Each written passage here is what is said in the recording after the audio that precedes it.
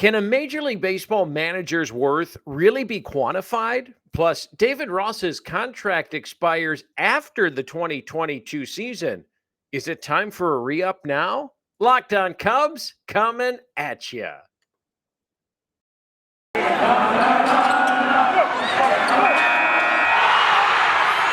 You are Locked On Cubs, your daily Chicago Cubs podcast, part of the Locked On Podcast Network, your team every day.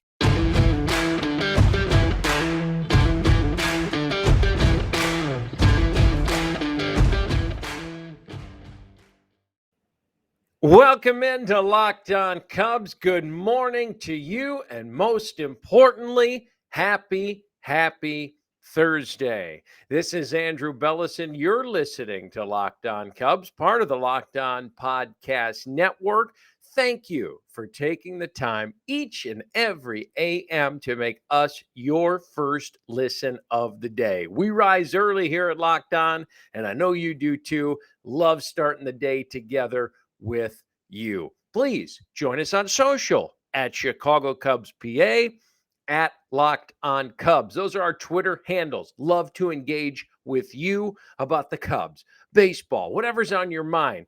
Shoot it at us. It's a great way to interact with each other respectfully, of course.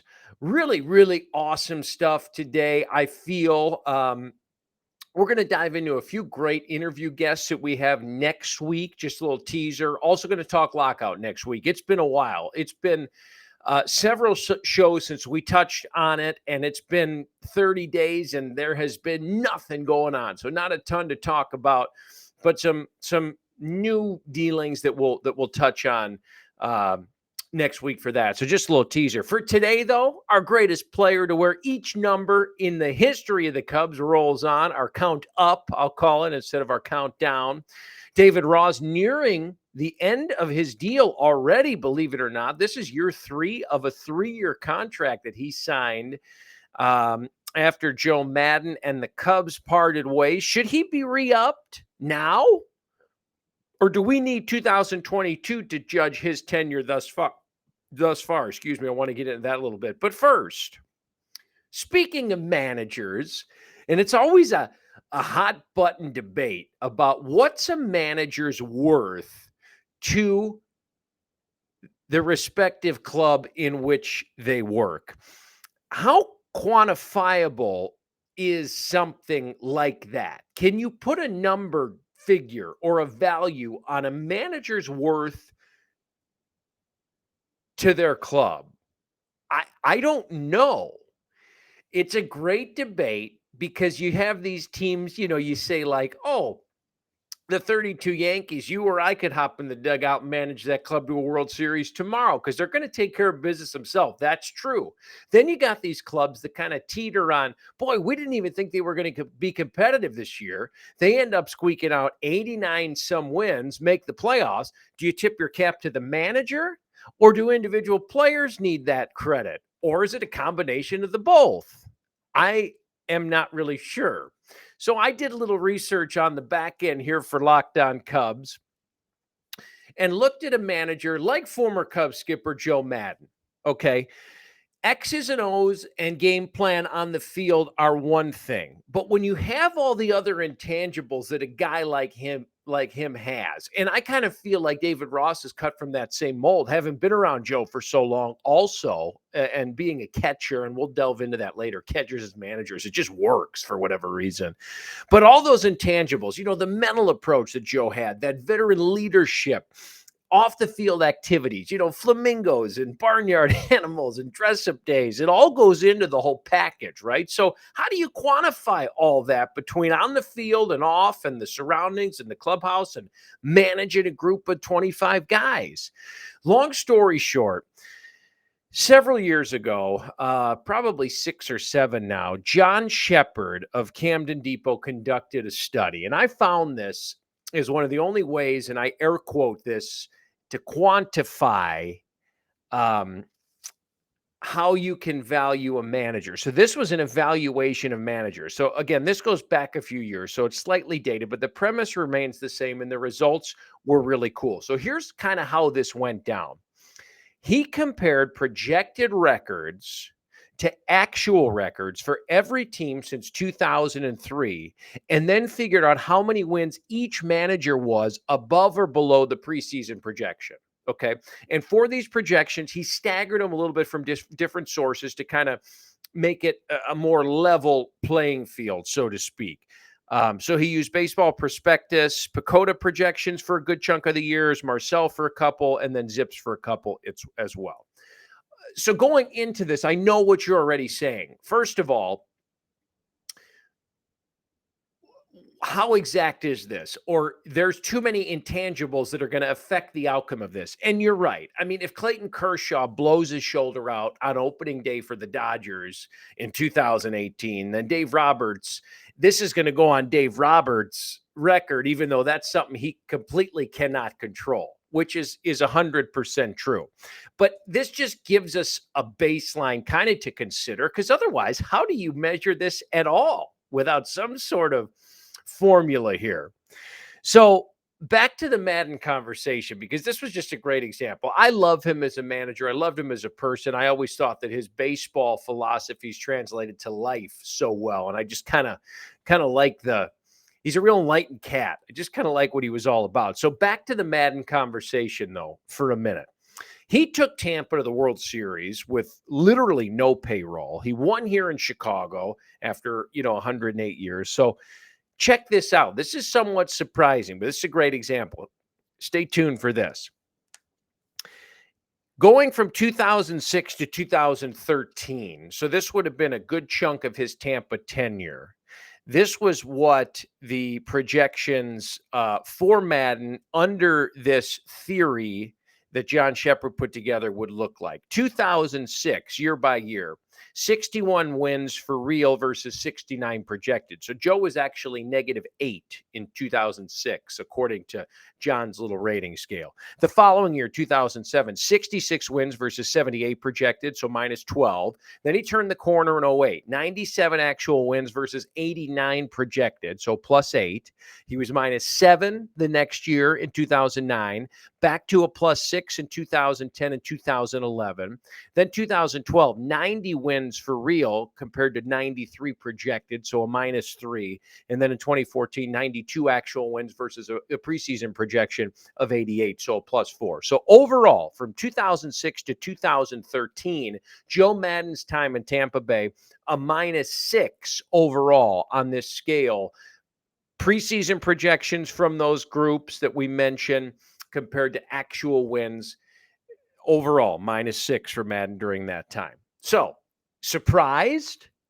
Yeah, I was. And that was my point of doing this. I wanted to pick a guy who we knew had success at multiple levels in two very different market sizes, with a payroll once, without a payroll the other, took both teams to the World Series, won one. We know he's a hell of a good manager, one of the best in the game, still is in Anaheim, in LA rather. So this was a good fit with a Cubs connection to take a look at. And honestly, a -6 overall, just going back from his Tampa time. Now, we could do the Cubs separately. Wasn't really that good by the numbers, according to the scale John Shepard set out to quantify the value of a major league manager to his team. So are you surprised? Is the system flawed? Absolutely, it's flawed. I mean, can you measure a manager's worth? I guess the answer in the end of our scientific experiment here today is not really. But at the same time, though, that's not true, because if you go and talk to the players that play for him and talk to those that surround him every day, the media that cover him, it's the eye test. And in baseball, when you put the sabermetrics aside and the trying to value something and quantifying something and throw all that to the wayside, sometimes it's the eye test that just works. That will give you the final answer. What you see is what you get. And it's an old school approach, but in this case, I think we all know Joe Madden projects a lot better than the rankings that we gave him in terms of his ability and success as a major league manager. Now, with all that said, David Ross is now done with 2 of 3 years of his contract with the Chicago Cubs. Should he be re-upped now? Or is 2022 a defining year to see whether he deserves an extension? Built Bar is the protein bar that tastes like a candy bar. And if you haven't had one, I suggest you give it a try because it is the new year. And if you are about resolutions in life, I don't mean my Cubs resolutions from the last couple days, I mean resolutions in life. Maybe it's about getting fit or eating healthier. If that's the case, Built Bar has to be part of your plan. It makes it easier to stick to your resolution because it tastes so darn good. You're going to want to eat it. And unlike other protein bars, which can be chalky or waxy or taste like a chemical spill, Built Bars are actually really, really good. You want to eat healthy, but it just gets boring. By week 3, you're like, oh my gosh, this stinks. My wife and I haven't eaten meat for probably 10 years, and we try to eat a lot of raw, and we're very diet conscious, etc. But it's sometimes we're to the point where, oh man, this again, feel like you eat the same 3 things over and over and over again. I know you know what I'm talking about. Built Bars mostly contain 130 calories, 4 grams of sugar, 4 grams of net carbs, and 17 grams of protein. Compare that to a candy bar, 240 calories, 30 grams of sugar, dozens of net carbs, totally different.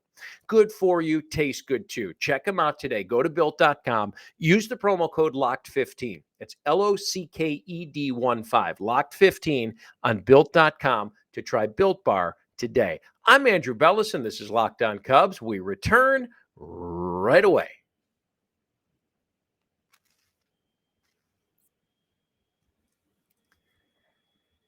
Welcome back in, everybody. This is Locked On Cubs, part of the Locked On Sports Network. Great to have you with us here on a Thursday morning. Happy Thursday to you. I want to thank you. Seriously, I say it every day, and I promise you this is no fluey. From the bottom of my heart, Locked On Cubs does not exist without you. I took over a show that already existed. You make the show go. I'm just here for the ride. And I thank you so much for making us your first listen each and every morning. It means the world to me. I love spending my mornings with you, talking Cubs, talking baseball, and I hope you enjoy it as well. Wherever you're at, in the car, on the way to work, taking the train, maybe you're on your way somewhere for vacation. If you are, have fun. Tune in, download it. Show us where you're listening to Locked On Cubs because I'd love to see it. At Chicago Cubs PA, at Locked On Cubs on Twitter. Engage with me. Let's talk. Be respectful of each other's opinions, but man, I love to interact with Cubs fans and baseball fans. So please, please, please reach out. So we've come to the realization then, after looking at John Shepard's somewhat primitive study, that you truly cannot value a manager based purely on the numbers. And I think we kind of knew that going in, but it was a fun activity to look through nonetheless. We proved that briefly. So how do you judge a manager then? And with that said, does David Ross deserve an extension now with 1 year left on his original 3-year deal that he signed with the Cubs before the 2020 season? So remember, took the Cubs to the playoffs in 2020 in the COVID shortened year. Then last year, obviously, we all know how things went. The team was dismantled. And to be honest, David probably did some of his best work after the deadline with the piecemeal roster. So anyway, long story short, they're rebuilding back up, still have some holes to fill, which they'll do post-lockout. And this is year 3. So has he done enough to show that he deserves an extension beyond 2022? Or do we need to see him push some buttons in 2022 to warrant an extension beyond that season? The answer to that question, and I'm just going to flat out say it, is absolutely not. David Ross deserves an extension now. He has nothing to prove to me in 2022 to warrant an extension past then. I give him that extension now. I want David Ross as the skipper of this club for many, many years to come. And here's why. He was handpicked as a big part of this team's plan moving forward. He had ties to the organization. He had ties to the city of Chicago. He's forever in our hearts as fans, right, as part of the World Series run. And this was just kind of a logical next step to bring him back in the dugout and let him do his thing. I've always said this, the situation that he was put into was unenviable, to say the least. It's, I don't want to say lose-lose, but you're taking over a championship roster that was on the back end, bound for dismantling, which is exactly what happened. So what you're left with is a group that maybe you didn't sign up for, and it's back to square one when you're trying to prove yourself as a young manager working with a roster that might be a little less talented than some around the league. That's a tough task. I mean, he walked into this knowing that it probably was not going to be easy, as did Jed Hoyer, taking over the president role, finding a new GM, kind of starting over, but not rebuilding. Can we call it that?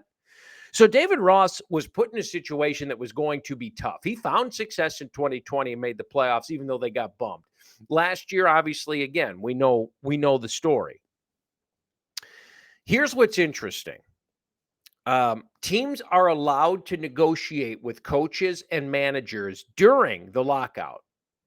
So there's a good chance that potentially maybe there's already a handshake deal in place. We have heard here at Locked On Cubs that there was communication going back as far, albeit briefly, back as far as the end of last baseball season. So take it back to the fall of 2021 between David and the Cubs about extension wise. Jed Hoyer has really made no secret about it that he wants David to be in the dugout for the Cubs, but nothing has materialized, at least towards the media, that a deal is in place or is imminent right now.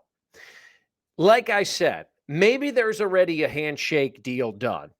News out of Wrigley has mentioned that the sides met briefly. Could a deal be announced after the CBA is hashed out? Maybe that's possible. I mean, it's a bad look right now, I suppose, if you come out and say we've extended David Ross, which is great. I don't think anybody would have an issue with that. I think Cubs fans would be very excited about that. But given the state of the game, let's hash out this CBA first, get the lockout unlocked, and then go ahead with the good news. What we've extended our manager, David Ross, for another 2 years. Listen, I'm the first one in line. I love David Ross. I love the player. I love the person. I love him as skipper of the Cubs. I think he's the perfect fit for this job. So I do want to see an extension. I think he deserves it now. I don't think he has anything to prove in 2022 to get that extension. So it'll be interesting to see what happens when the lockout is lifted. Maybe the deal's already in place, potentially even, and we'll find out that news shortly after the lockout ends. Possibly. We'll see. David is the perfect guy to lead this club, in my opinion. He knows the organization. He's a former catcher. Like I said, ties to Chicago. He's really proven himself in a short year and his first full season last year. It's his job to lose in his next contract, in my opinion. He's already earned the next deal. It's his job to lose in that next deal should things go sour. That's just where I stand on that.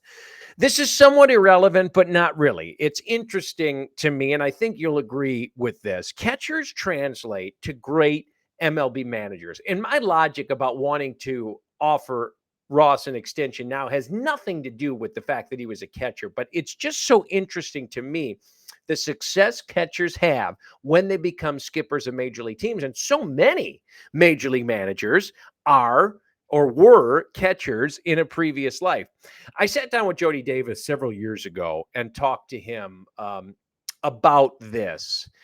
And he had a few things to say about why catchers and their skill set translates so well to leading a Major League Baseball club. He mentioned that they're involved in every play of the game. Eyes are always towards the field, where essentially every other player has their back to the field, for lack of a better term. You're the play caller there behind the home plate. You got the whole field in front of you.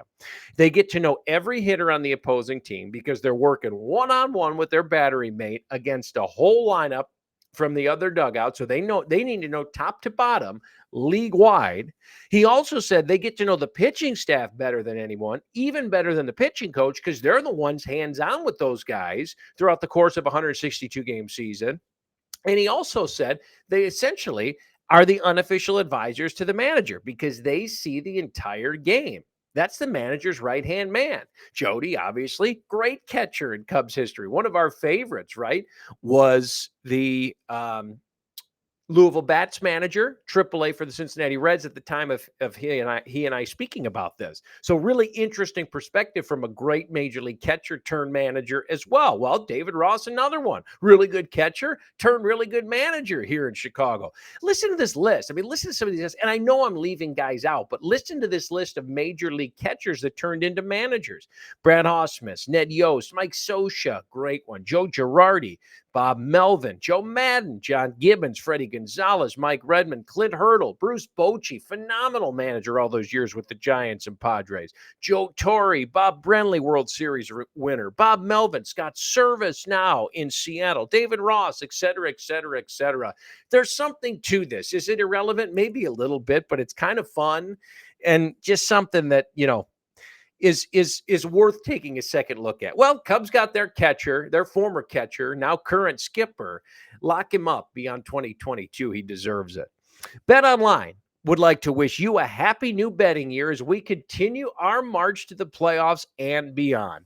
BetOnline remains the number one spot for all the best sports wagering action in 2022. It's a new year and a new updated desktop and mobile website, so sign up today and receive a 50% welcome bonus off your first deposit. Just use our promo code. It's Locked On, LOCKEDON, to get started. From football, basketball, hockey, boxing, UFC, all of your favorite Vegas casino games, they have it all. Don't wait to take advantage of all of the amazing offers available for 2022. Bet online where the game starts. Jersey Count Up continues next.